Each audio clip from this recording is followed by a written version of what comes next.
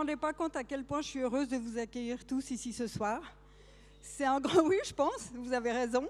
C'est un grand moment et c'est avec un peu d'émotion pour moi parce que je pense que c'est la dernière fois que je vais pouvoir vous accueillir dans cet amphithéâtre pour ma thèse en 180 secondes. Je me présente, je suis Micheline Louis Courvoisier, vice-rectrice à l'Université de Genève, en charge de l'enseignement et des doctorants. En gros, c'est ça. Un peu d'émotion parce que, comme je vous le disais, je pense que c'est la dernière fois que je vais ouvrir cet événement, que j'ai pu ouvrir 7 fois de suite. On a dû rater une fois parce qu'il y a eu le Covid. C'est un événement qui me tient vraiment à cœur et qui, pour moi, marque réellement un jalon temporel dans l'année académique. Vraiment, très clairement. Il est important parce que vous allez le voir, pour ceux qui ne sont pas encore venus, c'est un moment où on va entendre parler de sujets dont on ne savait même pas qu'ils existaient il y a 10 minutes. Ils nous étaient inconnus et ils vont devenir en 3 minutes pertinents et intéressants. C'est vraiment quelque chose d'assez magique. Et il satisfait pas seulement notre curiosité intellectuelle, c'est déjà très important, mais c'est aussi un événement où on sent, où l'émotion devient palpable, l'enthousiasme du chercheur, la volonté de partager, qu'on ne voit pas toujours chez les universitaires, et là, vous allez voir, ce sera vraiment palpable. Réjouissez-vous. C'est important aussi parce que l'université se montre sous son meilleur angle. En un coup d'œil, on va découvrir la variété des recherches, la complexité thématique, mais simplifiée pour l'occasion. Et c'est à vous que je m'adresse aussi. Il est important pour vous, bien sûr. Dans le cadre de votre préparation, vous avez pu profiter de certaines formations qui vous seront utiles pour ce soir, bien sûr, pour rendre votre sujet percutant et synthétique. Et Dieu sait quel travail c'est quand on écrit une thèse. Ça, on est conscient, très conscient. Mais aussi parce que ces formations vont vous accompagner, du moins c'est notre pari, mais je pense qu'on va le gagner, ils vont vous accompagner dans votre trajectoire professionnelle, qu'elle soit intra- ou extra-académique, selon vos choix. Quoi qu'il arrive ce soir, vous êtes gagnant. Votre audace, votre ténacité, votre curiosité sont des qualités sur lesquelles, dorénavant, vous savez que vous pouvez compter. C'est important que vous sachiez ça. Alors, je vous demande de les applaudir très, très chaleureusement parce que l'exercice est difficile.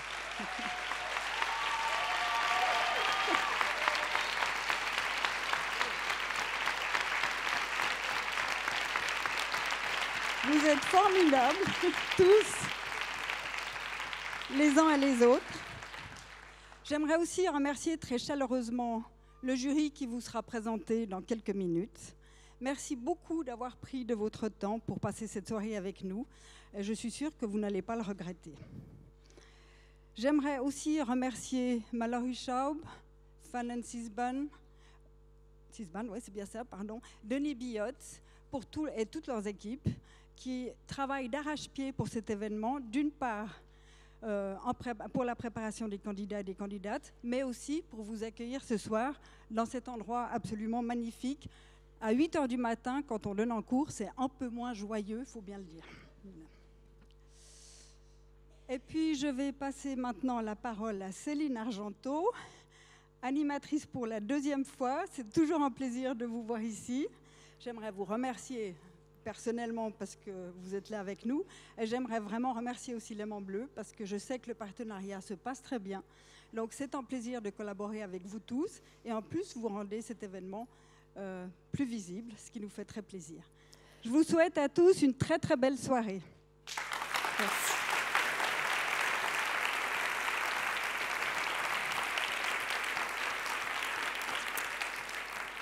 Merci infiniment, Madame la vice-rectrice. C'est un plaisir amplement partagé. Je suis très très fière, très heureuse d'être à nouveau avec vous ce soir. On va commencer tout de suite pour voir un petit peu l'ambiance. Comment est-ce que vous êtes ce soir? Est-ce que vous êtes chaud? Ouais!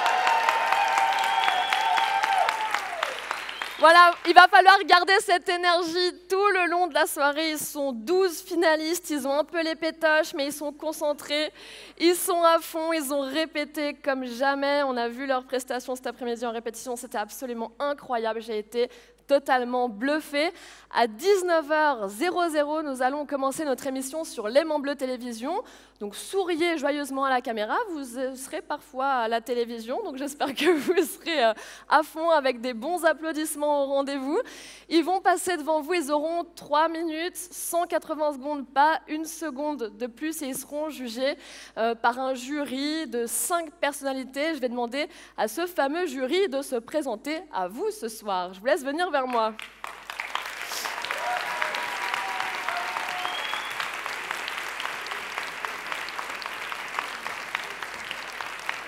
Voilà. Nous avons avec nous Marion Marage, que vous avez peut-être vu l'an dernier, puisque c'est la grande gagnante de l'édition 2022, mesdames, messieurs.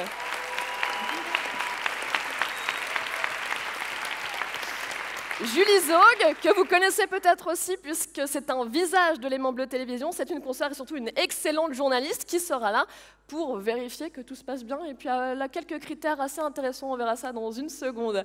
On a aussi, oui, voilà, on peut l'applaudir. Nous avons aussi avec nous Géraldine Hack, qui est chercheuse au département de physique, qui est avec nous et je crois qu'elle est très impatiente de voir les performances des candidats. Bravo à vous, merci d'être dans ce jury. Sébastien Faré, historien, directeur de la Maison de l'Histoire de l'Université de Genève. Merci à vous d'être avec nous. Et enfin, Jean Liermier, directeur du Théâtre de Carouge, metteur en scène, comédien, multiples casquettes, il est formidable. Ils sont les 5 formidables et on peut les applaudir. Leur travail va être extrêmement compliqué ce soir. Une petite question chacun déjà. Marion, est-ce que vous vous sentez bien? Ça vous fait du bien de ne pas être du côté de la scène ce soir? Oui, énormément. C'est beaucoup moins stressant et j'ai quand même une pensée pour les 12 candidats. Bon courage à vous. Julie Zog, votre travail, c'est de faire le lien entre la connaissance et le public. Ce soir, quel sera votre critère? Évidemment, la vulgarisation, c'est déjà quelque chose qui est très difficile à faire au quotidien sur des thèmes qu'on veut apporter aux téléspectateurs, au public d'une manière générale, mais là, sur des thèmes très pointus, comme j'ai pu voir, franchement, chapeau, j'attends de voir la suite. Et puis, moi, je serai attentive aux petites touches d'humour aussi, si jamais, voilà, vous savez que moi, c'est... Géraldine Hack, vous êtes docteur. Est-ce que vous auriez aimé participer à ce genre de concours, peut-être? Alors, je pense que quand j'ai passé mon doctorat ou quand j'étais en thèse, ce concours n'existait pas encore. Mais en tout cas, ça fait un moment que je le connais. Et je suis très contente d'être là et de vous soutenir et de participer à cet événement. Bonne chance. Voilà, les bonnes chances est passées. Sébastien Faré, pas de doctorant en histoire ce soir. Est-ce que vous êtes déçu ou est-ce que vous vous réjouissez? Disons, je serai obligé d'aller mon vote à quelqu'un d'autre, donc c'est peut-être pas si mal. Merci beaucoup à vous. Et Jean Liermier, des comédiens scientifiques, c'est une première pour vous? C'est une première. Et je peux que leur dire, parce que ça fait partie de mon jargon, un grand merde, c'est ici, maintenant, dans le présent, et faites péter la baraque. Voilà, faites péter la baraque. Merci beaucoup à tous les 5. Je vous laisse prendre votre siège de jury. Voilà, encore une petite minute pour vous donner quelques consignes. Il va falloir faire un maximum de bruit, mais de façon équilibrée sur toute la soirée. Pas beaucoup au début et puis un petit peu mou à la fin parce que vous avez faim. Non, on va rester à fond tout le long, d'accord, notamment sur les entrées dans les émissions, à chaque fois que le générique repart. Là, vous faites du bruit. Quand les candidats montent sur scène, un maximum de bruit aussi. Je vais vous demander de ne pas éteindre vos téléphones puisque ça vous permettra de voter pour le prix du public. Vous allez pouvoir scanner le QR code qui s'affichera sur cet écran, mais aussi le QR qui est sur vos programmes. Donc n'éteignez pas vos téléphones. Par contre, c'est important, mode avion ou vibreur. Voilà, je crois que j'ai tout dit. Je vérifie. C'est tout bon. Tonnerre d'applaudissements en tout cas pour le jury, pour ces candidats qui sont stressés. Et on se donne rendez-vous tout de suite.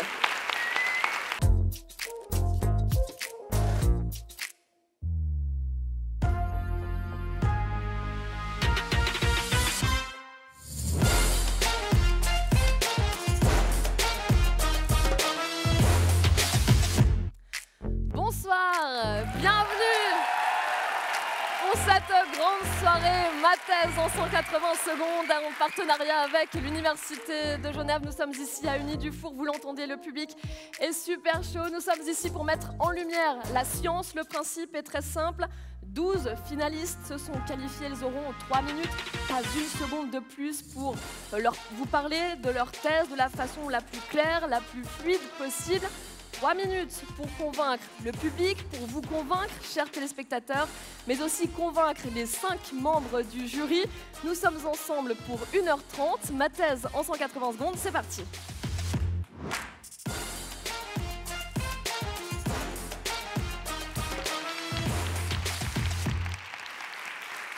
Ma thèse en 180 secondes, 7e édition pour l'Université de Genève. Ils sont 12, ils viendront se présenter à vous d'ici quelques instants. Ils sont juste là, sur ma gauche. Je les sens concentrés, ils sont à fond, mais ils sont peut-être un tout petit peu stressés.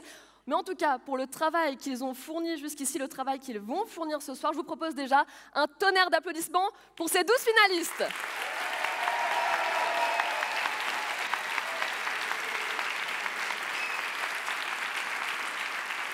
Ils en auront besoin ce soir de ces applaudissements. Ils seront jugés par un jury de 5 personnalités que voici. Ce jury se compose de Géraldine Hack, chercheuse au département de physique appliquée à la Faculté des sciences, Jean Liermier, comédien, metteur en scène, directeur du théâtre de Carouge, Marion Marage, grande gagnante de l'édition 2022 de ce concours, Sébastien Faré, historien et directeur de la Maison de l'Histoire de l'Université de Genève, et Julie Zog, journaliste et consoeur à L'Aimant Bleu. Voilà pour ce jury, on peut l'applaudir.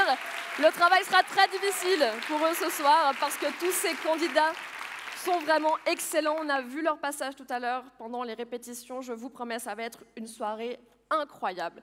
Vous dans le public et vous, chers téléspectateurs, vous aurez un rôle à jouer. Vous pourrez voter pour votre candidat ou candidate favori. C'est le prix du public. Ils et elles ont un numéro. Il vous suffira de flasher avec votre téléphone le QR code qui s'affiche juste derrière moi, mais aussi sur vos écrans. Vous flashez ce code, vous votez pour votre candidat favori et ce sera pour ce fameux prix du public. Voilà pour le principe du concours. On va passer au cœur du sujet. Ils vont se présenter à vous. Les 6 premiers finalistes vont être sur cette scène.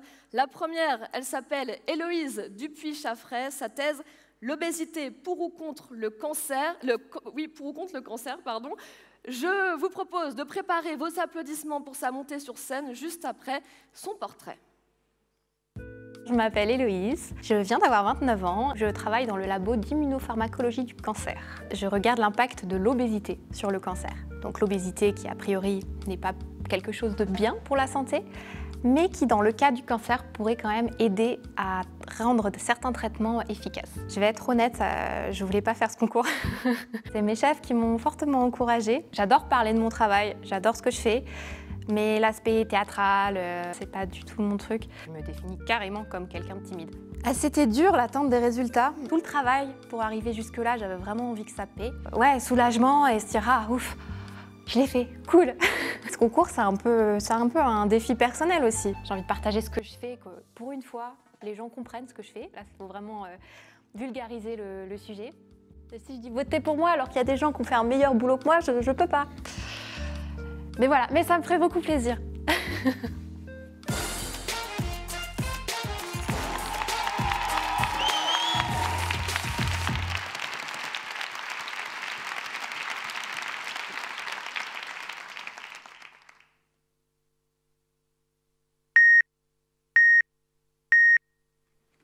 Le mal ou le bien? L'ombre ou la lumière? Pourquoi tout devrait être soit tout noir, soit tout blanc, alors que la vie, c'est plutôt un mélange de couleurs, des nuances qui varient selon l'éclairage, selon la perspective. Tout dépend du contexte, n'est-ce pas? Alors, je ne fais pas une thèse en philosophie, mais moi, j'étudie l'impact de l'obésité sur le cancer. Et quand je vous parle d'obésité, à quoi pensez-vous? Quelque chose de mal ou quelque chose de bien? De mal. D'ailleurs, l'obésité augmente le risque de cancer. Mais dans certains cas, l'obésité pourrait être avantageuse. Oui, avantageuse. Et c'est ce que j'étudie dans ma thèse. Donc je regarde comment le cancer se développe chez des souris, des mâles, des femelles, mais surtout des souris toutes menues ou des souris bien grassouillettes, pour voir l'effet de l'obésité. J'ai pu voir chez mes souris que le cancer est beaucoup plus agressif chez les souris obèses. Bon, malheureusement, ce n'est pas très surprenant. Mais ensuite, ça devient intéressant. Lorsque j'ai essayé de guérir mes souris avec un traitement appelé immunothérapie. Bon, vous allez me dire, qu'est-ce que c'est que ce truc, ça encore, l'immunothérapie? Je vous explique. Dans notre corps, nous avons plein de petites cellules qui patrouillent, prêtes à nous défendre contre toutes sortes de dangers. Cette super équipe, c'est notre système immunitaire. Le problème, c'est que des fois, nos cellules sont un peu fatiguées, pas très attentives, et le cancer en profite pour s'installer et envahir tout notre corps. L'immunothérapie, c'est alors le coach de notre système immunitaire, le coach qui rassemble ses joueurs à la mi-temps. Eh, venez voir là, tous là. Je vous dérange? Non, parce que bon, au cas où vous n'auriez pas remarqué, là, le cancer, il nous domine carrément. Non, ça vous dérange pas? Oh, le match n'est pas fini là. Alors on se réveille, je compte sur vous, vous bougez les fesses et vous allez lui mettre une bonne raclée. Et là, à la fin du match, le cancer a disparu grâce à l'immunothérapie. C'est fantastique, non? Oui, en théorie. Le problème, c'est que l'immunothérapie ne fonctionne pas aussi bien chez tout le monde. Et j'essaie d'améliorer ça. Pour cela, revenons à mes souris. L'immunothérapie a bien diminué le cancer chez les femelles. Bon, c'est pas mal. Par contre, chez les mâles, l'immunothérapie n'a fonctionné que chez mes mâles obèses. Bizarre, non? Tout à l'heure, je vous disais, l'obésité, c'est mauvais, hein, ça favorise les cancers. Mais finalement, c'est peut-être pas que mauvais, parce que mes mâles, quand ils sont obèses, ils guérissent mieux du cancer. Ça n'a pas de sens, non? Eh bien, c'est ce que j'essaie de comprendre. J'essaie de comprendre pourquoi l'obésité pourrait aider mes mâles à guérir, et surtout comment cet avantage, je peux le donner à mes autres souris, pour que toutes mes souris puissent guérir. Mais attention, sans pour autant leur donner les autres problèmes liés à l'obésité. Parce que bon, rappelez-vous, tout n'est pas soit tout noir, soit tout blanc. Tout dépend du contexte.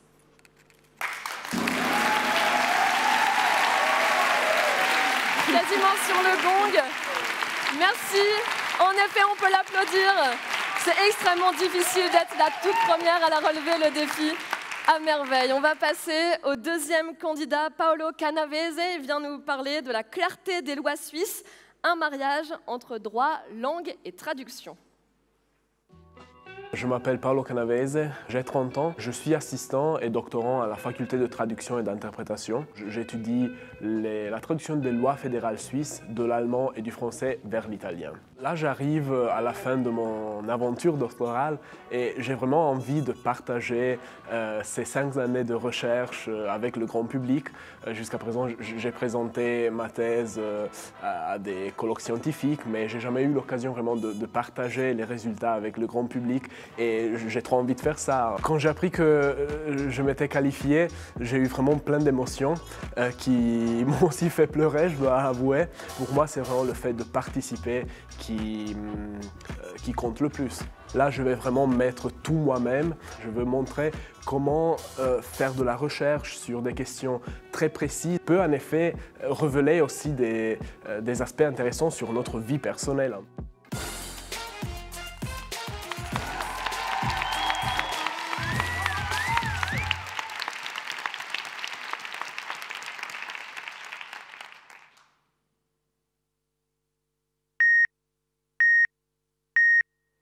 Et vous, vous avez conscience de l'omniprésence du droit dans votre vie?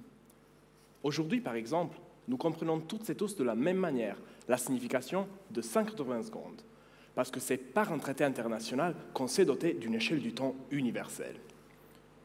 Autre exemple, si un jour je décidais de me marier, je pourrais le faire, parce qu'en 2021, le peuple suisse a enfin décidé que c'était plutôt sympa que tout le monde puisse se dire oui.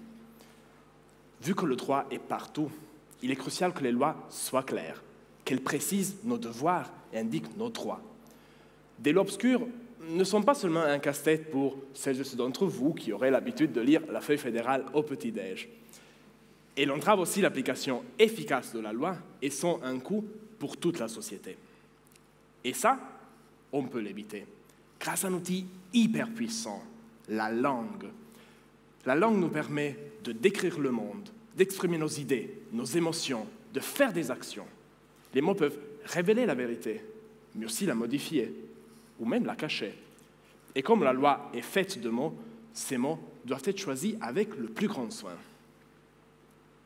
En Suisse, à ce mariage entre droit et langue vient s'ajouter un élément supplémentaire, le multilinguisme.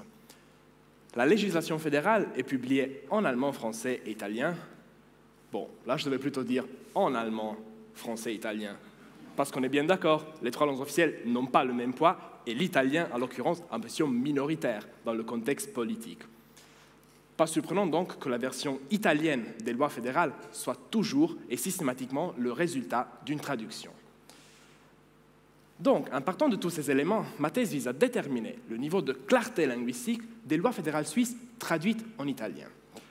J'ai tout d'abord commencé par recueillir des centaines de textes de loi, et puis grâce à plusieurs outils de statistiques textuelles, mais grâce aussi à des comparaisons minutieuses des textes allemands, français et italiens, j'ai pu analyser par exemple l'emploi de mots ambigus, archaïques, d'anglicismes, la longueur des phrases, la structure logique de l'information. Les résultats montrent que la qualité des traductions est remarquable.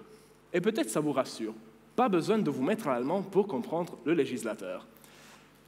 Mais il montre aussi que la traduction est une véritable alliée de la clarté. En effet, chaque version linguistique utilise ses propres mots, ses propres structures pour formuler une même norme et apporte ainsi des nuances. Ces nuances sont précieuses. Par exemple, pour le juge, qui en cas de doute pourra comparer les 3 versions et comprendre le sens exact de la loi. Donc pour conclure, ma thèse montre l'importance de s'intéresser à la minorité et que la diversité est toujours une richesse. Allô ?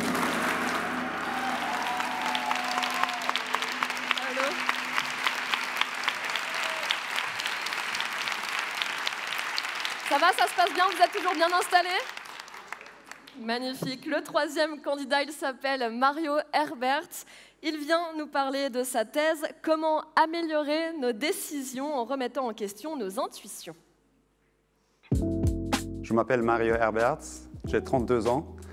J'ai terminé ma thèse en septembre 2022 et maintenant je suis chercheur en psychologie de l'environnement. Je me suis intéressé aux facteurs motivationnels et cognitifs qui font que les gens adoptent une mobilité plus durable. J'avais vraiment cette envie de transmettre vraiment l'idée fondamentale de ma recherche. J'étais content, on met pas mal d'efforts dans la préparation, même si j'ai aussi pris plaisir de ça. Et ce plaisir-là, il n'aurait pas changé si je n'avais pas été sélectionné. C'est chouette surtout de pouvoir continuer un peu cette aventure et de continuer à partager ça avec les autres candidats. Je suis prêt pour faire cette dernière étape et de affiner encore ma présentation pour qu'elle passe au mieux devant un public général.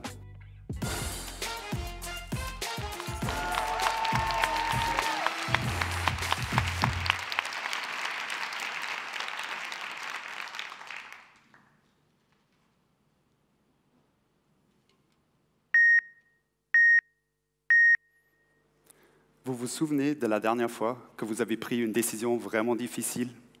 Quoi faire dans la vie? Se faire opérer ou pas? Vous avez peut-être fait une liste de vos options avec les pour et les contre, mais au final, cette liste, vous l'avez balancée à la poubelle et vous avez simplement écouté votre instinct? Alors vous avez expérimenté la puissance de vos intuitions. Chaque jour de notre vie, nous prenons autour de 35 000 décisions, entre décider de se lever le matin et décider d'éteindre la lumière le soir.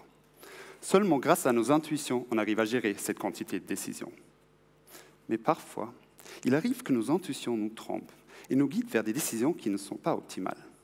Pire encore, il arrive que nos intuitions nous guident vers des décisions non optimales de manière systématique. Pensez aux bonbons qui finissent intuitivement dans votre caddie quand vous faites vos courses. En psychologie, on dit alors que nos décisions souffrent d'un biais cognitif. Mais j'ai une bonne nouvelle.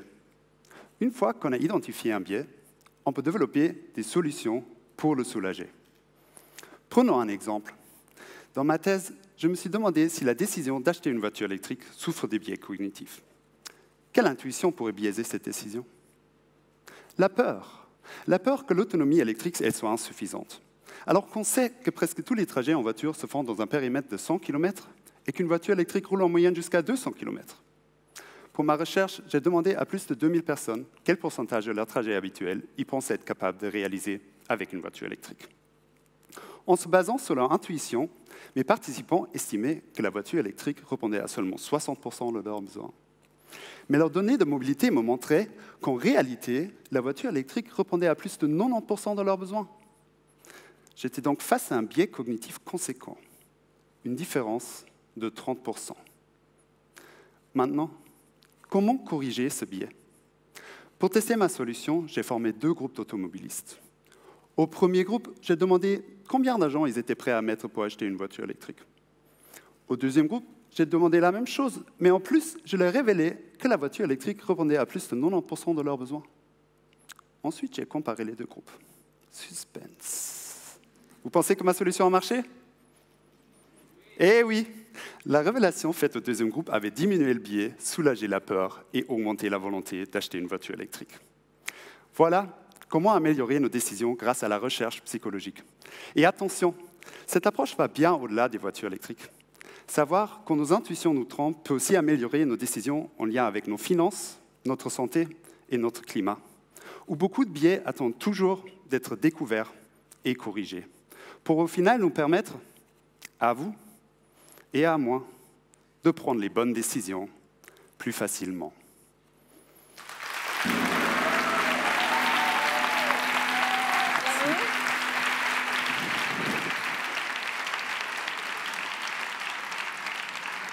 La candidate suivante s'appelle Axel Busch. Elle va presque nous parler de princesse puisque sa thèse s'appelle « Les belles au bois dormant du muscle ».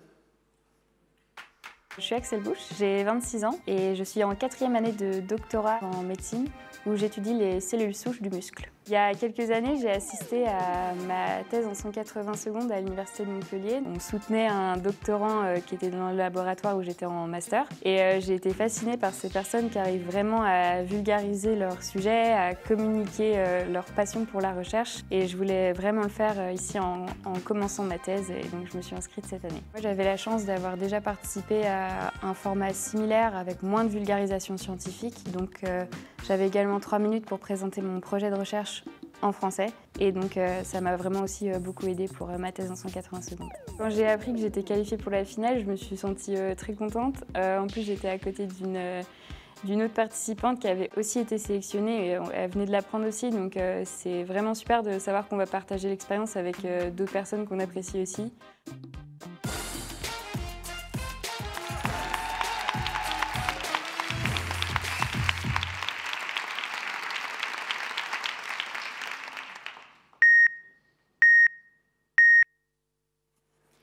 Les muscles. Rien que de me tenir face à vous, respirer et parler, je fais appel à une centaine de muscles sur les quelques 600 qui composent mon corps. Mais le pouvoir des muscles ne réside pas seulement dans le mouvement. Blottis au cœur des muscles se trouvent des cellules souches qui leur permettent de se régénérer. Régénération, cellules souches, non. Je ne parle pas de science-fiction, mais bien d'un processus naturel qui a lieu dans votre corps. Les cellules souches sont les gardiennes de la régénération musculaire. Au quotidien, elles dorment. On appelle cela la quiescence. Cette quiescence, elle peut être comparée à votre sommeil. Vous pouvez avoir un sommeil profond ou léger, puis vous réveiller. Pour les cellules, cela équivaut à des états de quiescence profonds ou modérés, et une fois réveillées, elles sont activées. Vous avez déjà fait l'expérience de douleurs musculaires quelques jours après votre reprise du sport? Bon, si c'est le cas, vous avez eu des micro-lésions musculaires. Mais ne vous inquiétez pas, vos cellules souches se mobilisent. Elles s'activent, se multiplient et fusionnent pour réparer le muscle. Et après la fusion, une seule de ces cellules fait la longueur de votre muscle. Alors, imaginez un peu la longueur de cette cellule en regardant votre biceps ou celui du voisin. Malheureusement, dans le cas de certaines maladies génétiques ou après de graves lésions musculaires, ce processus est altéré. Les muscles ne se réparent pas bien.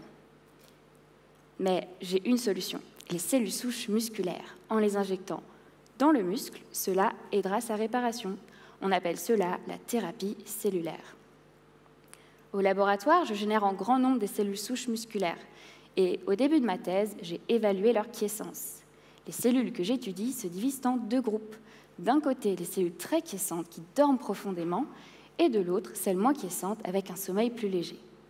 Et étonnamment, plus ces cellules ont un sommeil profond, plus leur survie sera grande après injection dans les muscles. Mon but est donc d'isoler les cellules qui dorment profondément et de mesurer la réparation des muscles après leur injection.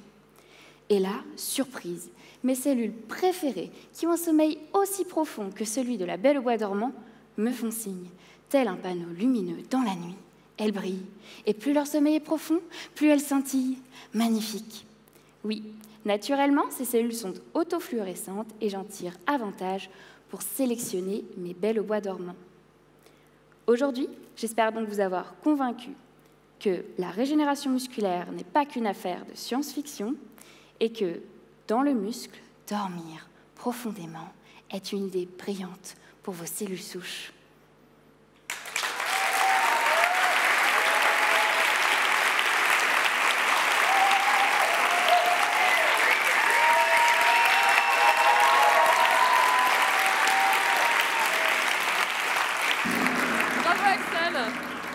Les dernières secondes étaient très bien couvertes par vos applaudissements. Merci infiniment. On quitte la médecine pour le droit avec cette fois notre candidat Dino Vajsović. Il vient nous parler d'une analyse juridique de la captation d'attention numérique. Je m'appelle Dino Vajsović. Ce à quoi je m'intéresse de manière très concrète, c'est les applications qu'il y a dans vos téléphones et qui ont pour objectif de capter votre attention dans un seul but, faire de l'argent. Je suis une personne qui est très intéressée par l'art oratoire. J'ai à ce propos ouvert une association qui s'appelle le Club Genevois de débat et j'ai voulu encore une fois m'essayer à l'exercice, mais cette fois d'une manière pédagogique. Alors je dois avouer que je suis arrivé un petit peu trop confiant et ensuite j'ai vu les autres candidats. Ça m'a absolument fasciné de voir à quel point les gens avec qui j'ai fait ce concours sont intéressants et leurs sujets d'études sont fabuleux. M'imaginer pouvoir encore une fois reconnecter avec la scène, avec la foule, avec le public, pour pouvoir leur partager ce travail solitaire que je fais depuis maintenant 6 ans. Vraiment, je vois ça comme une délivrance. Il y en a un qui sera sacré, et tant mieux. Ça sera l'élu ou l'élu de l'année. Tant mieux pour cette personne. Si c'est moi, tant mieux aussi. Si c'est quelqu'un d'autre, merveilleux.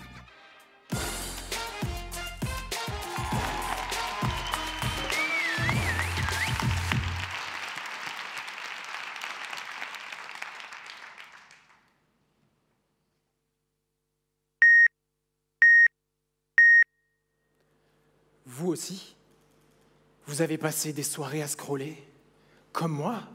Au réveil, vous swipez. Ne serions-nous pas un peu, voire trop accros? Même l'OMS a dit que l'addiction aux jeux d'argent et aux jeux en ligne sont des maladies. Eh bien, les outils de captation d'attention que j'étudie, nos applis, sont de la même famille. Et si la dépendance aux applis était préprogrammée, vous diriez que nos droits sont violés. Et si les géants du numérique voulaient nous manipuler, vous diriez qu'ils ont une responsabilité? Bien, pour le savoir, et dans l'espoir de nous protéger, j'ai analysé la jurisprudence et la loi. Et j'ai découvert un problème bien plus gros que ça. Bien que soupçonné de perturber notre santé psychique via des techniques algorithmiques, Twitter, Tinder ou Uber s'en sortent sans responsabilité juridique. Comment? Bien, notre problème, c'est presque le même que celui des cigarettiers. Souvenez-vous, à leur apparition, on n'était pas sûr de leur nocivité. Bien, pour les applis, bien qu'on soupçonne un effet addictif équivalent entre le jeu d'argent et les algorithmes malveillants, on n'a rien de probant scientifiquement. On ne sait pas vraiment si l'algorithme qui permet de scroller à l'infini afin de maximiser votre temps d'attention sur leur application abîme votre santé.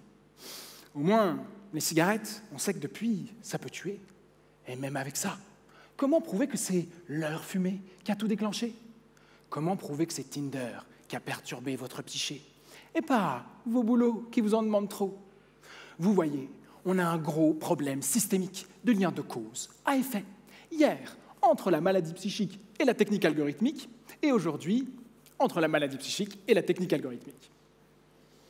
Voyez, ma proposition, c'est que lorsque des personnes profitent de ces situations compliquées et les créent, et qu'on a un soupçon suffisant, mais qu'on ne peut pas le mesurer, eh bien on considère le lien entre le danger incertain et le problème que vous subissez comme réalisé.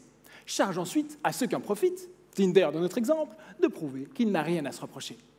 Mais c'est pas fini. Comment réparer? Bien oui, si ces applications génèrent une addiction, vous êtes forcé d'y retourner. Et alors, vous êtes forcé et influencé par ce que vous y trouvez. Par l'addiction, l'appli choisit ce qu'on lit, qui sont nos amis, et même avec qui on va finir au lit. Et si on se dit, j'aime plus ma vie? Ils ont tout choisi. Est-ce réparable? Bien, en droit, lorsqu'on ne peut pas vraiment réparer, dans de rares cas, on donne une petite somme d'argent et on dit « soyez content ». C'est l'indemnité pour tort moral. À mon goût, c'est insatisfaisant.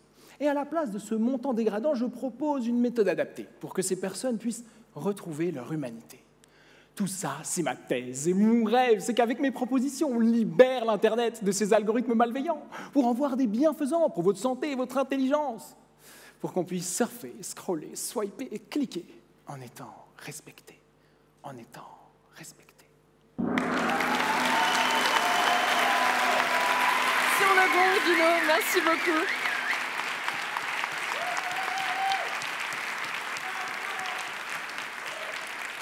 Et j'espère que vous n'avez pas trop le ventre qui gargouille, puisque notre dernière candidate de cette première série, Magali Bossy, vient nous parler de haïku et de pizza, une affaire de mondialisation. Je m'appelle Magali Bossy, je suis chercheuse, je suis aussi musicienne, accordéoniste et également autrice et journaliste culturelle. Ma thèse concerne le haïku en langue française. C'est un tout petit poème de seulement 3 vers et moi je m'intéresse aux gens, les premières personnes en France qui en ont écrit au début du XXe siècle. Si j'ai eu envie de participer, c'est surtout par amour pour la vulgarisation scientifique, pour le partage, parce que moi j'aime faire du lien avec les gens. À l'Université de Genève, on a plein de gens qui ont des trucs à dire et ça vaut la peine de partager avec le public. C'était beaucoup de répétitions chez moi, devant un public captif et ami, en l'occurrence mes plantes vertes, mes chats et ma famille. Alors je me suis sentie très heureuse à l'annonce du résultat. Aller en finale suisse, ce serait chouette, aller en finale internationale, ce serait aussi chouette, et puis si ça se fait pas, je viendrai applaudir les autres et je boirai du champagne avec eux quand les résultats seront proclamés. Mon message pour le public, ce serait, mais soyez curieuses, soyez curieux de tout, intéressez-vous à ce qui se fait autour de vous, intéressez-vous à ce qu'on fait dans les universités, ce qu'on fait dans les écoles, ce qu'on fait dans la vie.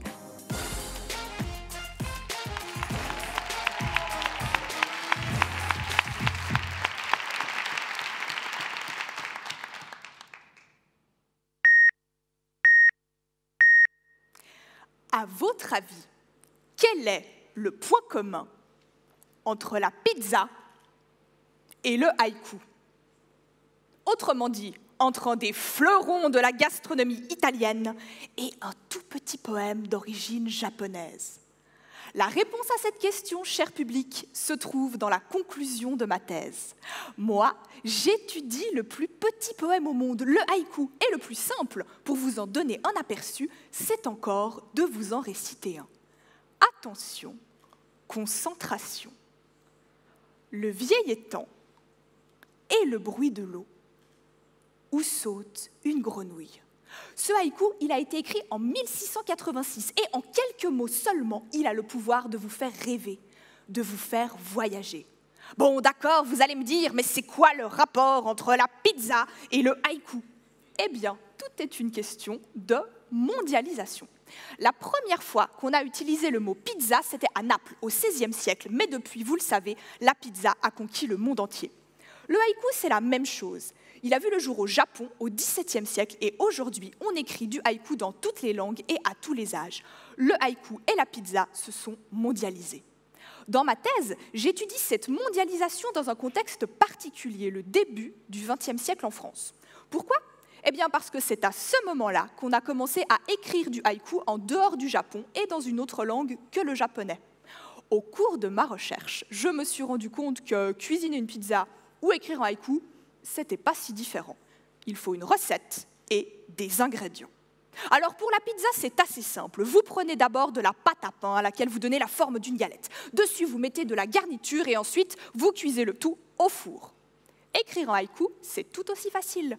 Il vous faut une forme. En français, 3 vers de 5, 7 et 5 syllabes, soit 17 syllabes en tout. Ajoutez ensuite un mot-clé qui donne le ton. Traditionnellement la nature ou les saisons. Et enfin, saupoudrer le tout avec un peu d'humour et de surprise. Bon, ça, c'est dans un monde idéal, mais le problème, c'est qu'au fil du temps, la pizza et le haïku ont subi des tas de transformations. On a modifié la recette sans la faire disparaître. Pensez à la pizza hawaïenne. On ne pourra jamais vous dire que c'est une soupe, un plat de pâtes ou des sushis, même si vous mettez de l'ananas dessus. Ça restera toujours une pizza.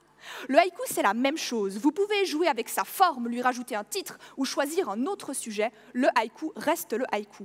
Dans ma thèse, je démontre que le haïku n'est pas, comme on le pense souvent, un petit poème qui ne change jamais, mais plutôt une formule, une recette que l'on peut reconfigurer et s'approprier à l'infini sans qu'elle perde son identité, comme la pizza. Parce qu'en matière de poésie, comme en cuisine, rien ne se perd, rien ne se crée, tout se transforme. Bravo Magali. Voilà, vous avez pu voir les 6 premiers finalistes. Dans un instant, vous verrez la deuxième série de ces candidates et candidats. Je vous rappelle que vous, public, et vous, chers téléspectateurs, vous pouvez voter pour votre candidat ou votre candidate favori. Ils ont toutes et tous des numéros. Il vous faut flasher ce fameux QR code qui apparaît à votre écran ou juste derrière moi également sur vos programmes. Si vous n'êtes pas familier avec le QR code, vous pouvez aller sur menti.com avec ce fameux code qui était indiqué juste à l'instant. On se donne rendez-vous dans quelques minutes. Courte page de publicité. À tout de suite.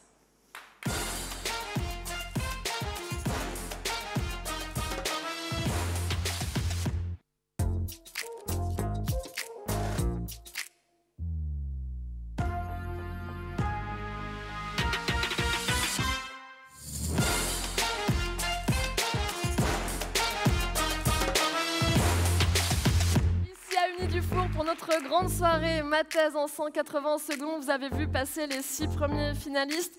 Je vous rappelle que vous pouvez voter pour le prix du public, vous, ici, dans cette salle du Nid du Four, mais également depuis chez vous, devant votre poste de télévision ou sur votre ordinateur, puisqu'on est très moderne, on est aussi sur notre site des Mains Bleues. Voilà les numéros des candidats. Vous pouvez voter pour eux en flashant ce fameux QR code ou en vous rendant sur menti.com. Nous allons passer aux 6 finalistes suivants, mais avant, je vous propose de voir un petit peu comment ils se sont préparés. Parce que préparer 180 secondes de texte, c'est déjà compliqué. Il faut prévoir un texte très efficace, mais il faut savoir également parfaitement le dire, l'exprimer. Vous l'avez entendu jusqu'ici. Ils ont toutes et tous eu des cours de théâtre. Martin Esposito a rencontré leur coach. 1, 2, 3, 1. Oh, c'était génial, ça vient. Eh bien, les ateliers consistent à permettre aux participants de se lancer, je dirais, de prendre confiance, d'oser se tromper, et puis d'entraîner leurs paroles et leur manière de s'exprimer, qu'elles soient en lien avec ce qu'ils ont envie de nous dire, et des contenus qui sont souvent fort difficiles. En plus, dans ce temps imparti de 180 secondes, c'est un exercice que je ne serais pas moi-même, je pense, capable de faire. Ce qui est important, c'est de travailler, je dirais, l'ancrage, l'assise, comment ils sont posés sur leurs pieds, la respiration, le regard, l'articulation. Donc on fait toutes sortes d'exercices basiques, techniques, qu'on fait au théâtre. Vous connaissez Jean-Claude Van Damme? Il lui dirait il faut être aware, tu vois. On regarde. Ce sont des gens qui connaissent beaucoup de choses, qui sont extrêmement savants, qui sont brillants, et ils sont d'une immense humilité et d'une grande ouverture d'esprit. Je dirais que parmi les personnes à qui je peux donner des cours, c'est la crème de la crème. Le conseil, c'est de s'amuser, d'avoir du plaisir. Parce que je pense que si on n'a pas de plaisir dans ce qu'on fait, c'est moins porteur. Donc de s'amuser, de se lancer et de prendre des risques, toujours. On ne dit jamais bonne chance au théâtre. Vous savez, c'est important, on dit merde. On dit merde. Et ça, c'est important. Et on dit je prends.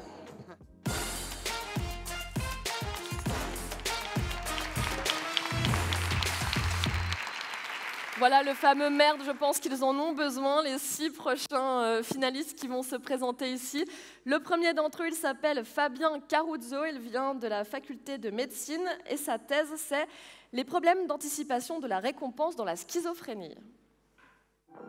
Je m'appelle Fabien Caruzzo, j'ai 30 ans. Le sujet de ma thèse, c'est l'étude des symptômes négatifs dans la schizophrénie, donc une perte de motivation chez ces personnes. Ce qui m'a donné envie de participer à ma thèse en 180 secondes, c'est que j'aime vraiment beaucoup parler de science avec les gens autour de moi. Et c'était vraiment la meilleure façon de pouvoir parler de mon domaine à moi, de ma thèse, qui est souvent difficile à expliquer. Il y a beaucoup de choses à dire et il faut réussir à sélectionner les bons mots qui sont pas trop compliqués, mais qui expliquent quand même bien. Quand j'ai appris que j'étais qualifié, j'étais vraiment très content content d'être sélectionné pour faire la finale. Maintenant que j'attends qu'on va arriver à la finale, j'ai envie d'y aller et envie d'y être pour pouvoir tout donner sur scène.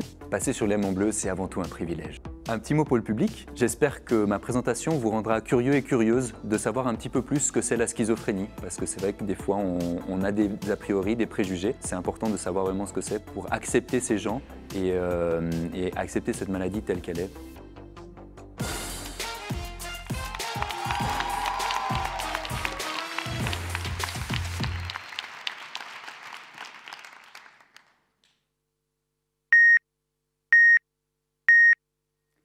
Si je vous disais que j'ai caché sous une de vos chaises un billet de 1000 francs. Vous là, Jean-Marc. Vous voyez, Jean-Marc, ce qui vient de se passer dans votre cerveau en neurosciences, on appelle ça l'anticipation de la récompense. Bon, la récompense, vous voyez déjà, c'est l'argent. Or, la toute première fois que vous avez reçu de l'argent, les régions de votre cerveau qui s'occupent des récompenses se sont activées et vous ont rendu heureux. Et votre cerveau, Jean-Marc, il aime lorsque vous êtes heureux. Il a donc trouvé un moyen pour vous motiver à aller chercher des récompenses, encore et encore. Lorsque vous pensez à une action qui pourrait vous mener à une récompense, votre cerveau va activer ces régions comme si vous étiez déjà en train de la recevoir. Votre cerveau va anticiper la récompense. Cependant, au même moment, votre cerveau va évaluer les efforts nécessaires pour arriver à cette récompense. Et oui, si je vous dis que pour recevoir ces 1000 francs, vous n'avez qu'à regarder sous votre chaise, ou si je vous dis que vous devez grimper le Salève, ce n'est pas la même histoire. Votre cerveau agit donc comme une balance, avec d'un côté les récompenses liées aux actions et de l'autre les efforts. Si la balance penche du côté des récompenses, vous ferez l'action. Si elle penche du côté des efforts, vous ne la ferez pas. Pratique, non? Pratique, sauf si l'anticipation de la récompense commence à poser problème, comme c'est le cas dans la schizophrénie. Essayez d'imaginer plutôt des activités qui vous font plaisir, mais concentrez-vous uniquement sur les efforts liés à celles-ci. Me cuisiner un bon repas? Je vais devoir faire la vaisselle après. Aller voir des amis? Et je serai fatigué demain. Aller faire une balade dehors et devoir sortir au froid. Les personnes souffrant de schizophrénie ne peuvent plus anticiper les récompenses liées à ces activités. Elles perdent donc toute motivation pour les faire. C'est là qu'intervient ma thèse. Le but ultime, c'est de développer un traitement permettant d'atténuer ce déséquilibre dans la schizophrénie. Mais avant d'en arriver là, il faut d'abord comprendre exactement d'où viennent ces problèmes. Pour cela, j'ai eu besoin de participants, et plus précisément d'un groupe de personnes souffrant de schizophrénie et d'un groupe de personnes n'ayant pas cette pathologie. De jeux d'argent. Eh oui, si on veut activer les régions qui s'occupent des récompenses, il faut pouvoir faire miroiter au cerveau de belles sommes d'argent. Et enfin, un IRM. Vous savez, Jean-Marc, cette immense machine qui permet de prendre des photos de l'intérieur de votre corps, eh bien, en prenant des photos des cerveaux des participants pendant qu'ils font des jeux d'argent, on peut imager leur activité cérébrale lorsqu'ils anticipent des récompenses. Grâce à ça, j'ai pu comparer l'activité cérébrale de mes deux groupes et j'ai trouvé que, chez les personnes souffrant de schizophrénie, certaines des régions dont je vous parlais tout à l'heure ne s'activent pas autant qu'elles le devraient. Et là, je vous entends déjà me dire « et alors ?» Eh bien, maintenant qu'on sait exactement quelles régions sont affectées chez ces personnes, on va pouvoir développer des traitements qui les ciblent spécifiquement. Et ça, Jean-Marc, ça peut faire pencher la balance.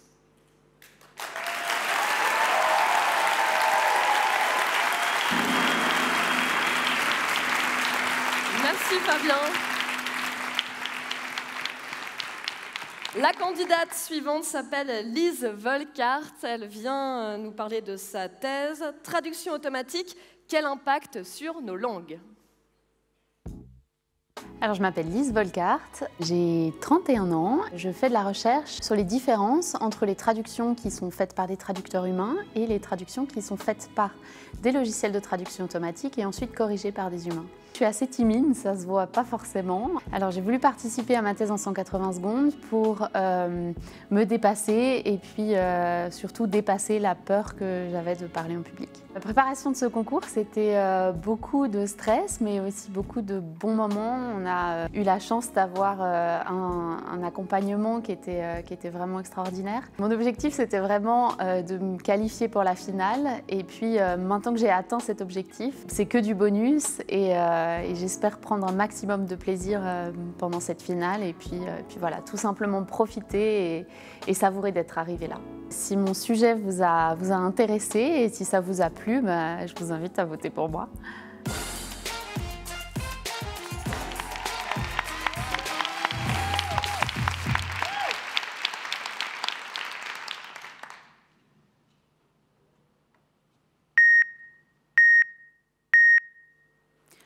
Août 2017, Le Monde découvre DeepL. Ok, ça ne vous a peut-être pas marqué, mais moi si, parce qu'à ce moment-là, je viens de terminer 5 longues années d'études pour devenir traductrice. Et voilà que se pointe un logiciel de traduction automatique surboosté à l'intelligence artificielle qui surpasse tout ce que l'on connaît. La presse affirme déjà que le métier de traducteur va disparaître. Bon, mais je ne vous apprends rien si je vous dis qu'en matière d'intelligence artificielle, on a souvent tendance à exagérer un peu. Et même si pour ma part j'ai pris le chemin de la recherche, je vous rassure, 5 ans et demi plus tard, les traducteurs et traductrices, eux, sont toujours là et traduisent toujours. Cette technologie leur a en fait offert de nouvelles possibilités. Et aujourd'hui, ils ont le choix, en fonction des circonstances, entre 2 méthodes de travail. Numéro 1, la bonne vieille méthode. La méthode dite humaine, qui consiste tout simplement à faire la traduction à l'aide de son cerveau et de quelques dictionnaires. Et puis numéro 2, la méthode dite hybride, qui consiste à faire traduire le texte par un logiciel de traduction automatique, puis à le relire et le corriger pour s'assurer qu'il n'y a ni erreur ni imprécision. Avec cette méthode, on gagne du temps et donc de l'argent, tout en continuant de fournir un travail de qualité. Dans ma thèse, c'est justement à cette méthode que je m'intéresse. La question que je me pose, c'est si le recours à cette stratégie hybride a une influence sur les propriétés linguistiques des textes traduits. Le vocabulaire est-il plus ou moins riche, les phrases plus ou moins longues, les connecteurs plus ou moins variés? En résumé, la machine impose-t-elle son style, son empreinte dans les traductions qu'elle contribue à produire? Pour répondre à cette question, je collecte des centaines et des centaines de traductions auprès d'entreprises en Suisse et à l'étranger, et je les décortique minutieusement à la recherche de la moindre petite différence entre ce qui est produit de manière humaine et de manière hybride. Mais alors, quel intérêt de savoir si les connecteurs sémantiques adverbiaux non postposables de l'allemand sont plus ou moins variés dans leur version en français? Eh bien, parce que des traductions, nous en lisons des tonnes chaque jour. Et tout ce que nous lisons, consciemment ou inconsciemment, façonne la manière dont nous utilisons la langue à notre tour. Donc si la machine impose son style, aussi discret soit-il, dans les traductions qu'elle contribue à produire, c'est nous tous qui risquons de finir par adopter le style de la machine. Et c'est la richesse, la couleur, la spontanéité de nos langues qui risquent d'en pâtir. Alors, surtout en ce moment, méfions-nous de ces titres racoleurs qui promettent nos métiers à une mort certaine, mais concentrons-nous sur ce qui fait de nous les êtres uniques, brillants et créatifs qu'une machine ne pourra jamais totalement remplacer.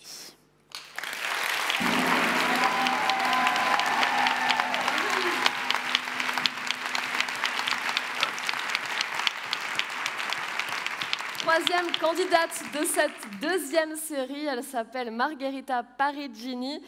Et sa thèse, c'est celle-ci, Italo Calvino et le doute, raconter une histoire sans fin. Je m'appelle Margherita Parigini. C'est vrai que j'ai le nom d'une pizza. J'ai 31 ans. Ma thèse porte sur un auteur italien qui s'appelle Italo Calvino. J'étudie un mécanisme d'incinération qui est lié au doute. Quand j'ai su qu'il y avait le concours Ma thèse en 180 secondes, j'étais assez curieuse de relever le défi et aussi enfin trouver des mots pour me faire comprendre par mes amis, en particulier une amie qui s'appelle Julie. Après avoir su que j'étais prise, je me suis sentie stressée parce qu'après, il faut relever le défi. Mais aussi, j'étais très contente, bien évidemment, parce que j'ai mis énormément d'efforts et de voir qu'il y a un résultat derrière, ça fait toujours plaisir. Je suis honnêtement très curieuse de voir qui va passer aux étapes prochaines de ce concours, parce qu'il y a des recherches autour de moi qui sont incroyablement intéressantes. Si je peux vous passionner par rapport à la mienne, pour moi, c'est déjà énorme.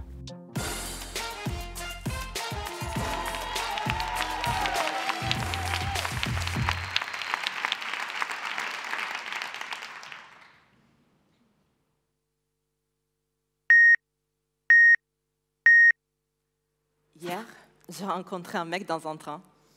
Il était là, assis, tranquille, il regardait le paysage, et puis tout d'un coup, il m'a jeté un regard, mais vraiment vite fait, hein, et un petit mot. Salut. Et moi, dans ma tête, tout de suite, salut? Mais qu'est-ce qu'il a voulu dire par là? Est-ce qu'il voulait être gentil? Est-ce qu'il est intéressé? Est-ce que moi, je suis intéressée? En fait, j'en sais rien. Voilà, je viens de vous résumer le début d'un récit intitulé « L'aventure d'un soldat d'Italo Calvino », un auteur italien du XXe siècle. C'est une histoire tellement banale qu'à quelques détails près, tout le monde ici a pu la vivre. Donc pourquoi elle est si importante pour ma thèse? Pour la place de doute. Dans ce récit, il n'y a quasiment rien qui se passe concrètement.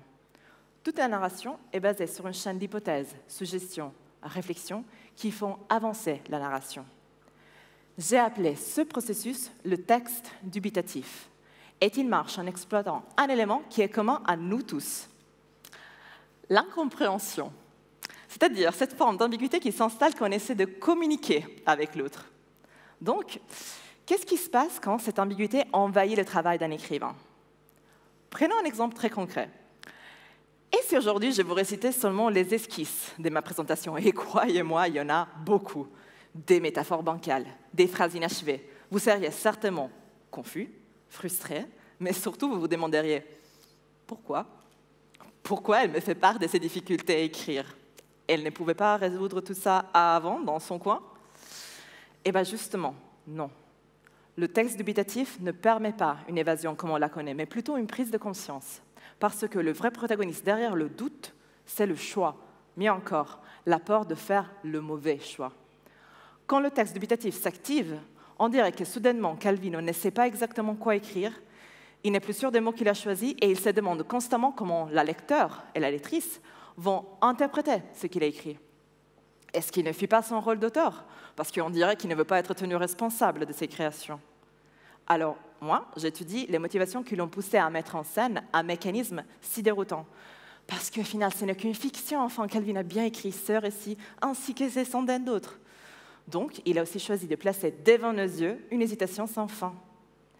Voilà la lutte qui engage Calvino à travers le texte dubitatif. Il se rebelle contre le principe que toute chose a une fin, tout livre une dernière page et tout discours un dernier mot. Même si moi, aujourd'hui, je dois me plier devant vous à la loi de la conclusion. Et alors, je vais vous laisser avec une question qui me tracasse depuis le début. Mais est-ce que c'est vous, le mec que j'ai rencontré hier dans le train ?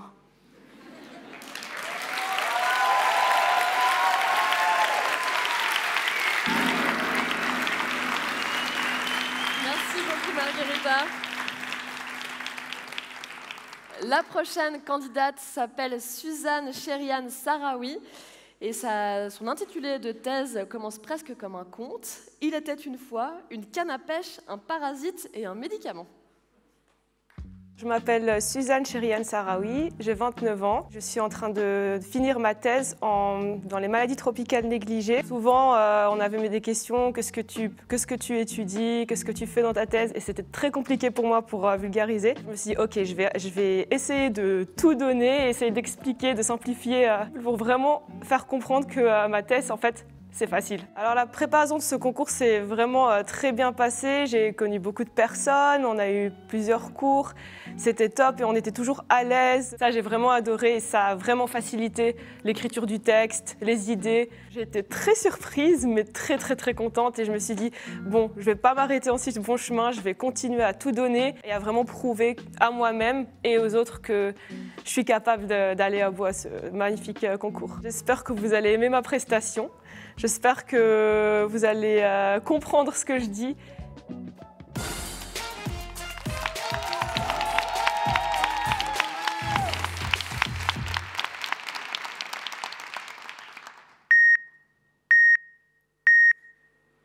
Alors dites-moi, vous êtes fatigué? Eh bien j'espère que vous ne souffrez pas de la maladie du sommeil. Vous savez, cette maladie tropicale négligée qui est transmise par la mouche tsetse. Pour la vaincre, je me suis dotée d'une canne à pêche et d'une molécule médicament. Mais quel est le lien entre les deux, allez-vous me dire? Eh bien, je vais vous éclairer tout ça afin de mieux comprendre la liaison entre les deux. Imaginons que vous avez créé une super canne à pêche capable d'aller capturer un poisson très convoité qui n'est attiré que par un seul appât particulier dans un lac spécifique. Nous appellerons ce poisson DHFR, alias poisson bleu pour faire plus simple, et l'appât en question MTX. Ce que je suis en train de développer en laboratoire, c'est effectivement cette canne à pêche qui représente en réalité un outil composé de protéines liées à une molécule médicament. l'APA MTX.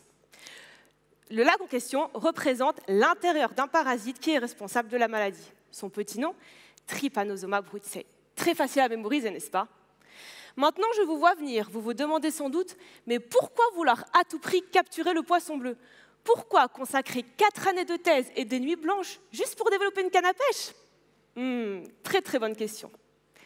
Eh bien, le problème avec l'APA MTX ainsi que pour bien d'autres molécules médicaments, c'est qu'elles peuvent se lier dans votre corps à des cibles qui ne sont pas censées être affectées.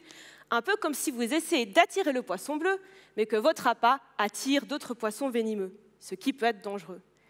Et donc, ces interactions non voulues entre votre APA et ces autres cibles sont la cause de l'apparition des effets indésirables. Et oui, c'est ce qui vous cause le mal de tête, les nausées, les vomissements et bien d'autres symptômes pas très sympas que vous avez tous sans doute déjà développés un jour lorsque vous avez pris un médicament. Et donc, mon outil est super utile. Pourquoi? Parce qu'il va permettre d'aller diriger spécifiquement mon APA uniquement vers sa cible principale, à savoir le poisson bleu. Et une fois que vous l'avez attrapé, qu'est-ce que vous allez en faire? Vous allez pouvoir l'étudier en profondeur afin de mieux comprendre comment l'APA s'y attache, pour pouvoir par la suite modifier l'APA dans le but de le perfectionner, pour le rendre moins attrayant pour les autres cibles nocives à proximité et uniquement spécifique pour sa cible principale, et ainsi éviter l'apparition des effets indésirables. Et oui, voici le but ultime de mon projet, l'amélioration des médicaments existants par l'étude approfondie de leurs cibles qui ont été capturées par ma super canne à pêche. En d'autres termes, mon outil, qui est super sélectif, permettra indirectement le développement de traitements plus prometteurs et pourquoi pas même un jour éradiquer cette maladie qui fait ravage en Afrique subsaharienne.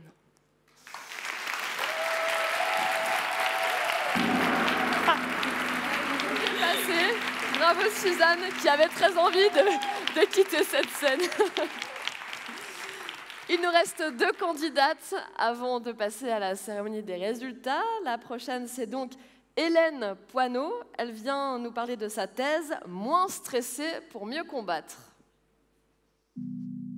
Je m'appelle Hélène Poineau, j'ai 29 ans. J'étudie le cancer du rein et plus particulièrement le système immunitaire qui a un rôle dans la réponse au traitement dans le cancer du rein. J'ai participé à ma thèse en 180 secondes parce que j'ai beaucoup de mal à parler à l'oral en public et pour moi c'était un défi personnel. J'ai beaucoup aimé la préparation du concours et donc c'était vraiment chouette de voir la progression de tout le monde et de voir qu'on s'entendait vraiment très bien, on s'est beaucoup entraidés et j'ai beaucoup appris au final.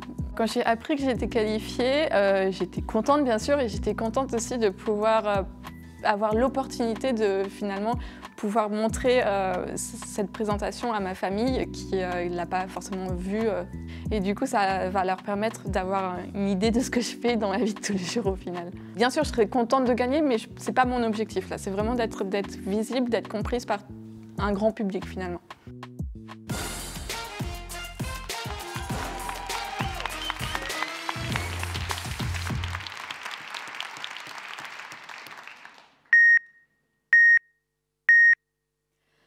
Je suis méga stressée, je tremble, mon cœur bat super vite et j'ai qu'une envie, c'est de partir de cette scène le plus rapidement possible. C'est bien beau tout ça, mais pourquoi? Comment? Je ne suis pas biologiste pour rien. J'aime bien comprendre comment on fonctionne. Alors j'ai cherché et j'ai appris que lors de situations stressantes, mon cerveau me croit en danger. Et je produis une hormone, le cortisol, l'hormone du stress. Ce cortisol a pour rôle de me sauver. Mais attention, il cache bien son jeu, parce qu'il a aussi des mauvais côtés. Et oui, il est connu pour empêcher le système immunitaire de fonctionner correctement. Et en plus, à long terme, il augmente le risque de cancer. Je suis sûre que vous connaissez les cancers, qui consistent à une prolifération incontrôlée de certaines de vos cellules.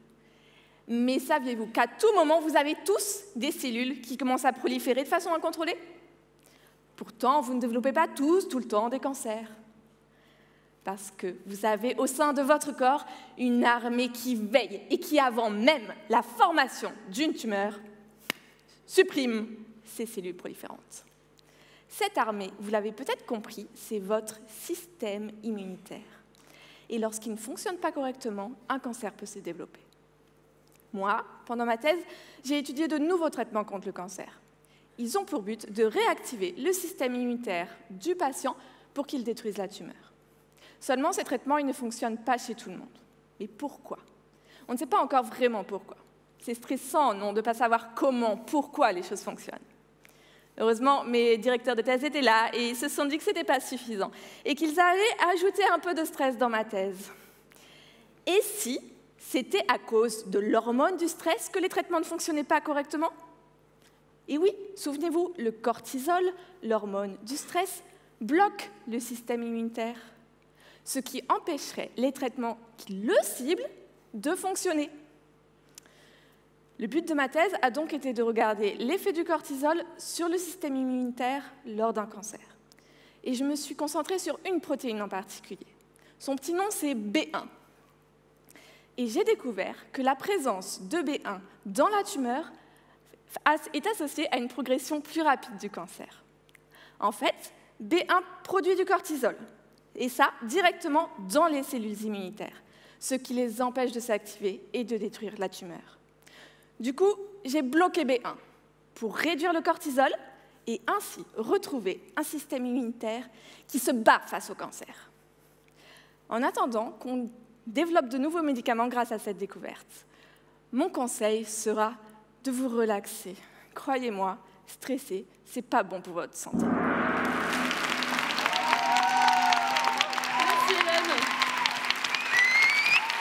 C'est bien parce que le stress, c'est pas du tout le thème de cette soirée. 180 secondes face à vous, ils le font à merveille depuis tout à l'heure. Voilà maintenant la dernière candidate à se présenter à vous, Joé Bréfi-Gutz. Elle nous vient de la faculté de médecine et sa thèse « Des vaisseaux pour une mini-moelle osseuse implantable ». Je m'appelle Joé Bréfi et je réalise une thèse sur la vascularisation de la moelle osseuse. Alors ce qui m'a donné envie de participer au concours, c'est la possibilité de partager mon travail de recherche au grand public, de le vulgariser pour que tout le monde puisse comprendre ce que je fais au quotidien dans mon laboratoire. Il y a énormément de gens, surtout dans mon entourage, qui ne comprennent pas forcément ou qui ne prennent pas le temps de comprendre. Et quand j'ai réalisé que j'allais continuer cette aventure avec mes autres amis, j'ai ressenti énormément de joie et de fierté, ce qui est assez rare dans nos travaux de thèse, d'être fiers de nous. La recherche demande beaucoup d'abnégation, en fait, parce qu'on arrive rarement à atteindre nos objectifs aussi rapidement qu'on le souhaite. Et on est là pour essayer des choses, tester des techniques et elles ne fonctionnent pas toujours.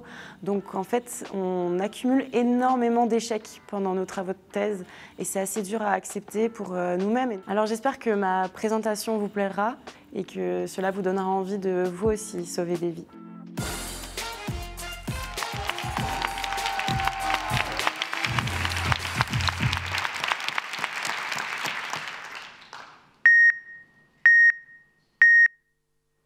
J'ai une proposition à vous faire ce soir. Est-ce que ça vous dirait de sauver des vies tous ensemble? Ne vous inquiétez pas. Cela ne vous demandera quasiment aucun effort.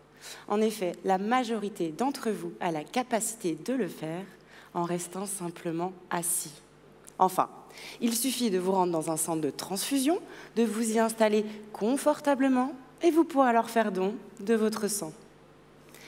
Chaque année dans le monde, des dizaines de milliers de patients ont besoin de vos dons sanguins, car leur corps n'est plus capable de produire par lui-même certaines cellules sanguines.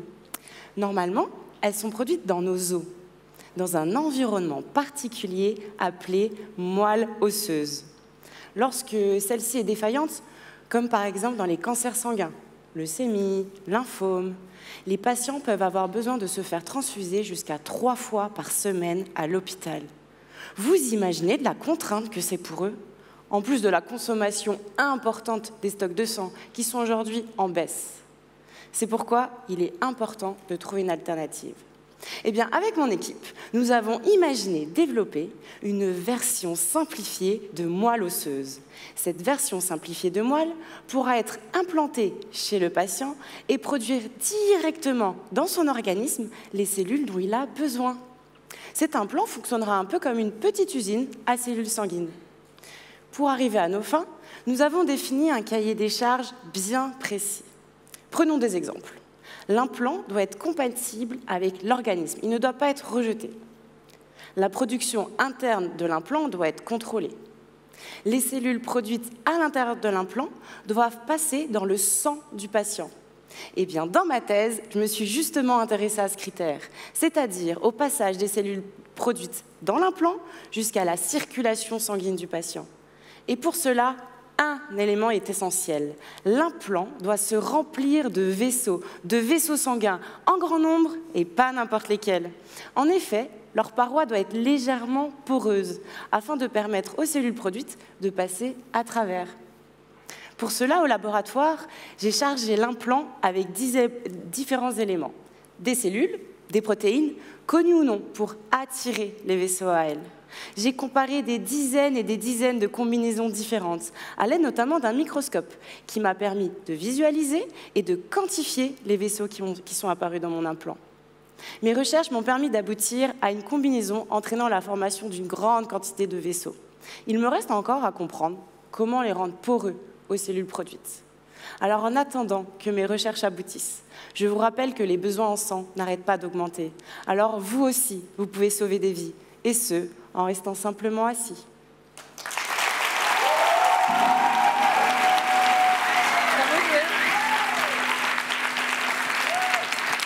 Voilà, tous les finalistes sont passés devant vous, ont terminé leur performance. Leur destin est désormais entre les mains de notre jury de 5 personnalités. J'imagine que c'est très compliqué pour eux de définir qui seront les 3 gagnants.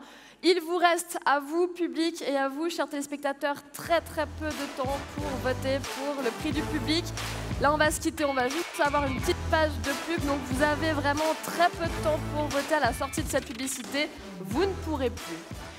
Voilà ce QR code, vous connaissez le principe, vous le flashez, votez pour votre candidat ou votre candidate favori. On se retrouve dans très peu de temps pour les résultats.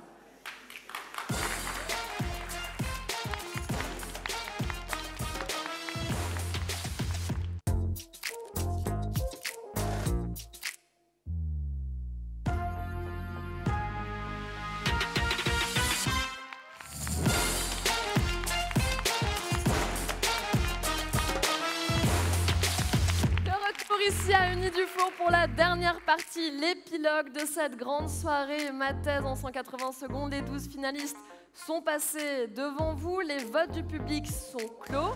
Juste avant de découvrir les résultats, je vous propose de partir à la rencontre d'une des lauréates de l'an dernier. Elle a raflé notamment le prix du public au niveau genevois, mais aussi au niveau suisse.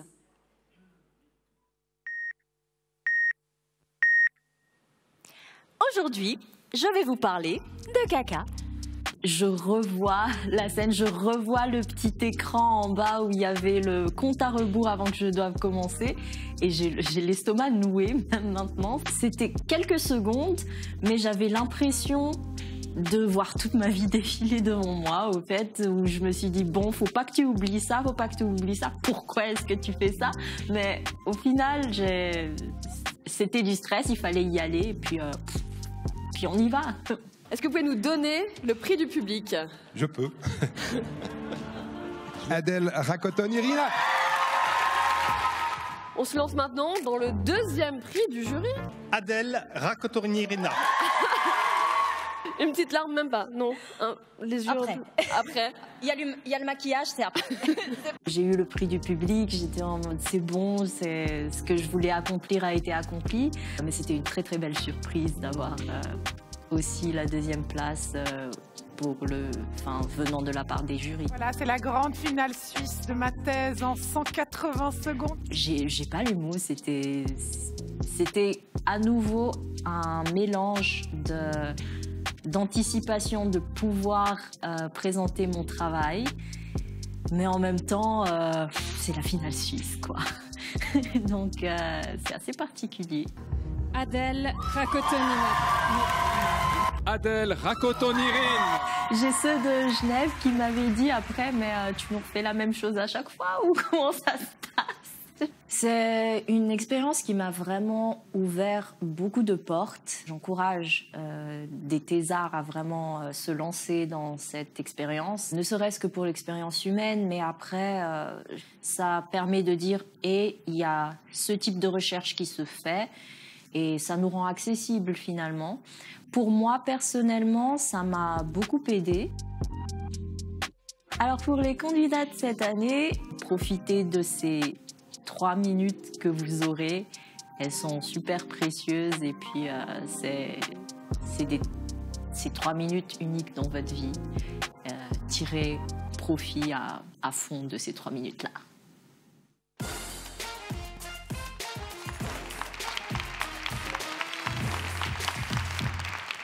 Voilà, le moment tant attendu est arrivé. Si j'avais un tambour, je vous promets, je ferai un roulement de tambour. Je me réjouis tellement de savoir ces fameux résultats. Et pour remettre la première récompense ce soir, j'appelle à mes côtés le directeur du Théâtre de Carouge, Jean Liermier. Qui court comme au théâtre. Voilà, Jean Liermier, vous courez comme d'habitude, comme au Théâtre de Carouge? Oui, c'est un plaisir de pouvoir galoper et sauter sur un plateau de théâtre.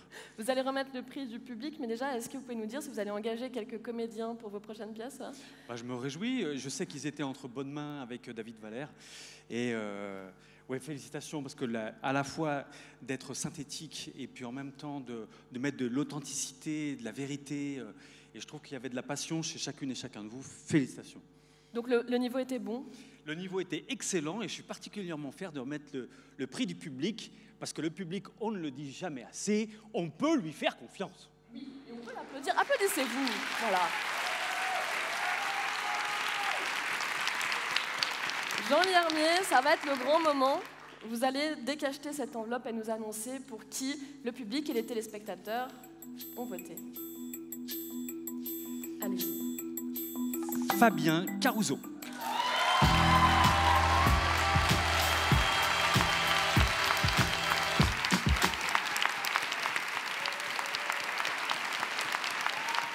Alors Fabien, réaction à ce prix? Je crois que le public est ravi. Votre réaction, Fabien? Merci beaucoup. Oui, merci beaucoup à toute ma famille, mes amis qui sont venus ce soir et à tout le monde qui a voté pour moi. Ça me touche vraiment beaucoup. Merci. Qu'est-ce qui a convaincu, selon vous, le public et les téléspectateurs? La moustache. Est-ce que Jean-Marc a voté pour vous? J'espère que tous les Jean-Marc auront voté pour moi. Bon, on voit ce prix du public qui va vous être remis par Jean Liermier et peut-être un autre prix pour Fabien Caruso, puisque nous allons bientôt passer à la cérémonie des prix du jury. Merci beaucoup à tous les deux, on peut les applaudir.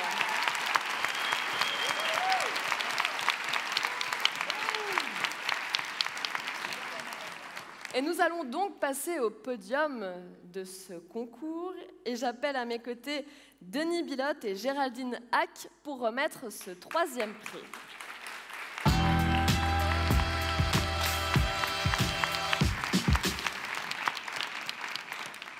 Denis Bilotte, ce concours, bonsoir, il y a ce concours-là au niveau Genevois, évidemment, on aura des gagnants, mais ça ne s'arrête pas là pour nos candidats. Non, ça n'est que la première étape et j'ai le grand plaisir de vous inviter toutes et tous le 29 juin à l'Université de Lausanne pour la finale suisse 2023.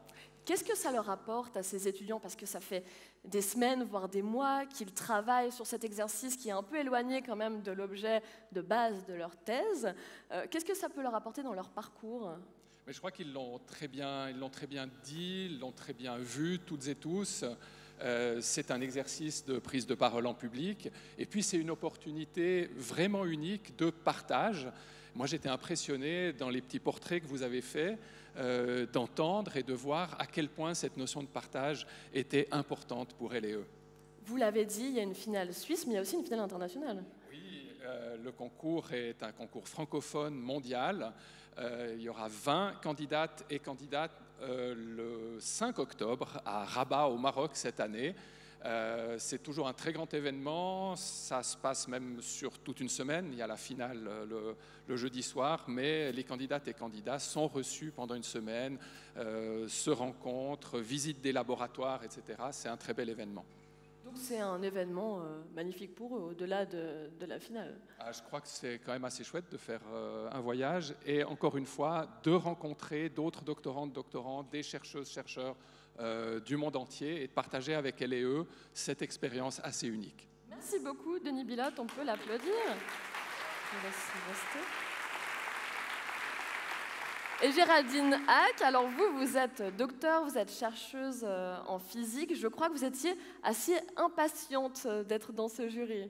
Oui, parce que, vulgariser son travail de thèse, ça n'a rien d'évident et ça a été très bien dit à peu près dans toutes les vidéos. Et néanmoins, c'est très important parce que la recherche, ça contribue fortement au dynamisme d'un pays, d'une société. Donc ce soir, c'était un grand plaisir de vous écouter toutes et tous, et bravo. Et vous auriez aimé faire ce genre d'exercice, peut-être? Je vais pas répondre non. Non, mais oui, mais après, c'est impressionnant. C'est effectivement beaucoup de travail. Moi, cet exercice, voilà, quand on ne le fait pas, c'est difficile de s'y projeter. Après, dans notre travail de chercheur à l'université, on a souvent l'occasion de devoir vulgariser notre travail, que ce soit pour des événements à grand public, pour des visites dans des écoles, dans des collèges, et également auprès de nos pairs quand on doit présenter nos projets. Voilà. Donc on doit faire ça assez souvent. Merci beaucoup Géraldine. Je vous laisse décacheter cette enveloppe qui permettra de donner le 3e prix du jury. Attention. Alors, le 3e prix est attribué à Lise Folkart.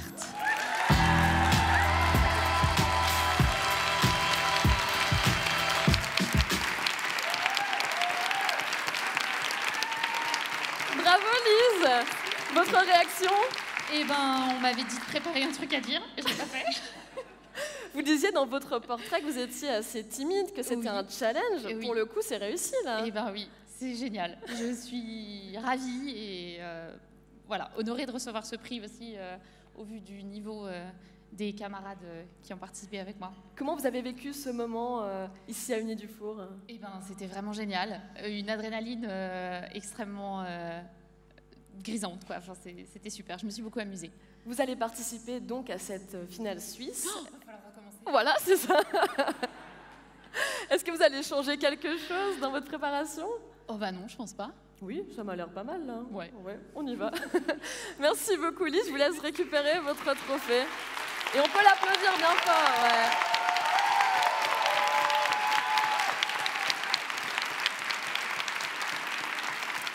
Et Géraldine, vous restez avec moi. On enchaîne tout de suite avec le 2e prix du jury. On se rapproche.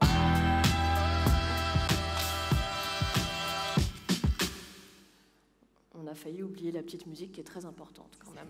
Voilà. Je vous laisse décacheter cette enveloppe et nous dire qui remporte le 2e prix du jury. Alors, le 2e prix du jury est attribué à Magali Bossy.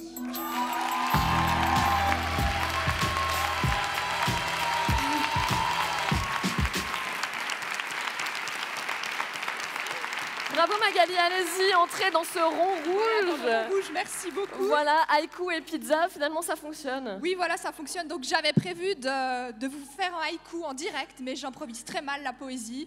Je voulais faire mes excuses, mes plates excuses à tous les amateurs et les amatrices de pizza qui n'aiment pas la pizza hawaïenne. Donc après, on se retrouve pour ceux qui seront à l'apéro. Donc je vous demande de ne pas me lancer des ananas, s'il vous plaît. Merci beaucoup. Vous disiez dans votre portrait que vous avez répété devant vos plantes et votre chat. Ça a été une bonne chose? Oui, oui, alors j'ai 2 chats, un frère et une sœur. La première s'appelle Trompette et le deuxième s'appelle Haïku. On aurait pu appeler Trompette pizza, mais on l'a pas fait. Et c'était un très très bon public, mais un peu remuant, les chats plus que les plantes vertes. Vous l'avez répété combien de fois, ce texte, avant de le présenter ici ce soir? Alors je pense que mon mari répondrait environ... 500 fois ou trop, je pense qu'il dirait ça. Est-ce que vous allez vous reposer un petit peu ou est-ce que vous vous relancez directement dans la préparation? Alors je me relancerai dans la préparation, oui, et dans la préparation de plein d'autres projets, puisqu'avec ces thésards et ces thésards, on a un projet de podcast autour de ceux et de celles qui font des thèses à Genève. Vous pourrez bientôt écouter ça sur les ondes en septembre normalement. Bah ça c'est inédit, on peut l'applaudir. Bravo à vous, Magali. Je vous laisse récupérer votre trophée. Et merci à vous, Géraldine. Et attention, le suspense est à son comble. On va savoir dans un instant qui obtient le tout premier prix de cette soirée. Et pour remettre cette récompense, j'appelle sur scène Marion Marage, lauréate de l'année 2022.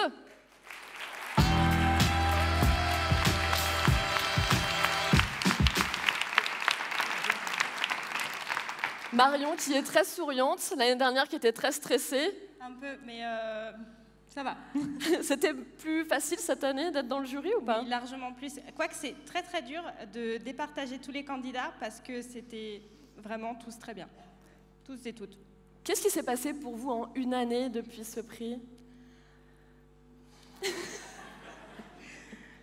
Beaucoup de travail sur la thèse. Beaucoup de travail. Parce qu'il faut le préciser, c'est pas parce que vous participez à ce concours que votre thèse est finie, emballée, vous êtes docteur. Hein. Non, non, non, il faut d'abord la finir, puis... et là, c'est des pages et des pages, c'est pas seulement 3 minutes. Hein. Non, non, non, c'est vraiment des centaines de pages, beaucoup de réflexions, beaucoup de ratures, il faut recommencer, revoir, remanier. Vous vous réjouissez de donner ce premier prix? Oui, oui, oui. Vous allez avoir votre successeur ou successeur. Ouais. Voilà. Bon, je crois que Marion a très envie de décacheter cette enveloppe, je sais pas vous. On va pouvoir l'ouvrir et vous allez nous donner le premier prix du jury. Il n'y a pas le petit jingle? Ah ben on l'a déjà eu, le premier prix du jury. Mais Marion aime bien les jingles, mais là on a la petite musique suspense, c'est très bien aussi. Alors, le premier prix est Fabien Caruzzo.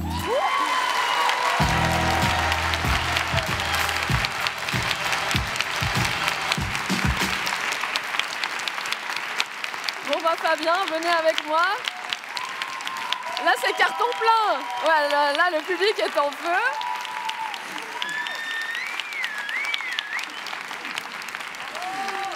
Merci encore une fois. Merci beaucoup. Oui, tu peux développer. Alors en fait, maintenant que j'ai une deuxième chance, je peux remercier un petit peu tout le monde qui a participé parce que c'était vraiment toute une équipe qui a vraiment fait du bon travail, quoi, de Fanen et Mallory, tous les coachs qui nous ont suivis, c'était incroyable, les Mans Bleus qui nous a suivis, c'était super. Oui, dans votre portrait, vous avez d'ailleurs dit que c'était un accomplissement de passer sur les Mans Bleus, un privilège, donc voilà. Vous gagnez sur les Mans Bleus, allez-y. Et puis merci à ma famille qui m'a entendu répéter 12 000 fois et à tous les autres participants parce que c'était vraiment des rencontres formidables et j'ai vraiment tellement apprécié travailler avec vous et puis s'entraider, c'était vraiment une expérience géniale, quoi. Donc merci à vous aussi. Ça a été comment pour vous de préparer un exercice de 3 minutes? C'est hyper concis, c'est vraiment quand même très opposé à votre travail du quotidien, votre travail de thèse. C'est l'inverse et c'est extrêmement passionnant en fait de devoir tout condenser et je trouve de chercher la métaphore qui fonctionne avec le thème et de se dire qu'est-ce que ça pourrait être, ça pourrait être ça, et après on va présenter au coach et les coachs ils disent non. Bah. Et donc vraiment ouais, c'est un exercice hyper passionnant. Là pour la finale suisse, vous le sentez comment? Je le sens bien, mais je dois défendre ma thèse avant, donc une chose après l'autre. Mais ça va être super. Je crois avoir lu que vous aimiez découvrir plein de choses, acquérir des connaissances, notamment le tricot. Vous allez pouvoir faire un petit emballage pour votre trophée. Bravo, bravo à vous Fabien. On veut l'applaudir. Merci beaucoup Fabien. Voilà, ces trois lauréats iront en finale suisse le 29 juin à Lausanne. On leur souhaite évidemment bonne chance. On peut féliciter très chaleureusement, donner tout ce que vous avez pour applaudir les 12 finalistes qui sont passés ici, qui ont fait un travail énorme. Et j'espère que vous avez eu du plaisir. On peut les applaudir.